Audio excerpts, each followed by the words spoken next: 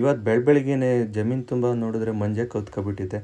Time ನೋಡಿದ್ರೆ 8 ಗಂಟೆ ಆಗಿತ್ತು. ಆದರೆ ಸೂರ್ಯ ಮಾತ್ರ ಕಾಣಿಸ್ತಾ ಇರಲಿಲ್ಲ.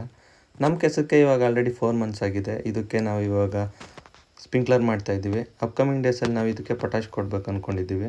ಹಾಗಾಗಿ ಇವಾಗ ನಾವು ಇದಕ್ಕೆ ಚೆನ್ನಾಗಿ ನೀರು ಕೊಡೋದು ಒಳ್ಳೆಯದು ಅಂದ್ಬಿಟ್ಟು ನೀರು ಹೊಡಿತಾ ಇದ್ದೀವಿ. ಅದಾದಮೇಲೆ ನಾನು ಮನೆಗೆ ಹೋದೆ.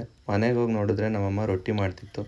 ರೊಟ್ಟಿ ಜೊತೆಗೆ ಏನು ಕಾಂಬಿನೇಷನ್ ಅಂತ ನೋಡಿದ್ರೆ ಗಿಣ್ಣು, ಇದು ನನಗೆ ತುಂಬ ಫೇವ್ರೇಟು. ಅದ್ರ ಜೊತೆಗೆ ಮೆಣಸಿನ ಖಾರ ಕೂಡ ಮಾಡಿತ್ತು. ಅದನ್ನು ಚೆನ್ನಾಗಿ ತಿಂದ್ಬಿಟ್ಟು ನಾವು ಹೊರಟಿದ್ದೆ ನಮ್ಮ ಕಲ್ಲಂಗಡಿ ಗಿಡದ ಪ್ಲ್ಯಾಂಟೇಷನ್ ಮಾಡೋಣ ಅಂದ್ಬಿಟ್ಟು. ಹಾಗಾಗಿ ಅಲ್ಲಿ ನಾವು ಪೈಪ್ ಲೈನ್ ಮಾಡಬೇಕಿತ್ತು. ಹಾಗಾಗಿ ಲಾಸ್ಟ್ ಇಯರ್ ಪೈಪ್ ಲೈನ್ ಸ್ವಲ್ಪ ಉಳಿದಿತ್ತು. ಅದನ್ನೆಲ್ಲ ಈ ಇಯರು ಅದ್ರ ಜೊತೆಗೆ ಒಂದಷ್ಟು ಹೊಸ ಪೈಪ್ಗಳನ್ನೆಲ್ಲ ತೊಗೊಬಿಟ್ಟು ರೆಡಿ ಮಾಡ್ಕೊಳ್ಳೋಣ ಅಂತ ಸ್ಟಾರ್ಟ್ ಮಾಡಿದ್ವಿ.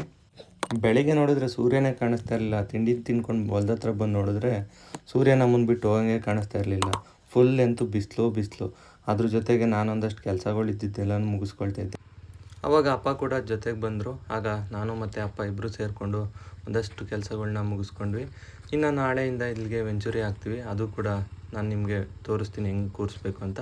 ಅದಾದಮೇಲೆ ನಾನು ಗೇಟ್ ಕಡೆ ಹೋದೆ. ಇವತ್ತಿನ ಬಿಸಿ ಸುದ್ದಿ ಶುಂಠಿ ರೇಟ್ ಅಪ್ ಆಗ್ತಿದೆ ಅಂತ. ಅದಂತೂ ತುಂಬಾ ಖುಷಿ ಕೊಡ್ತು. ಇದಾಗಿತ್ತು ಇವತ್ತಿನ ಕೆಲಸ. Thank you.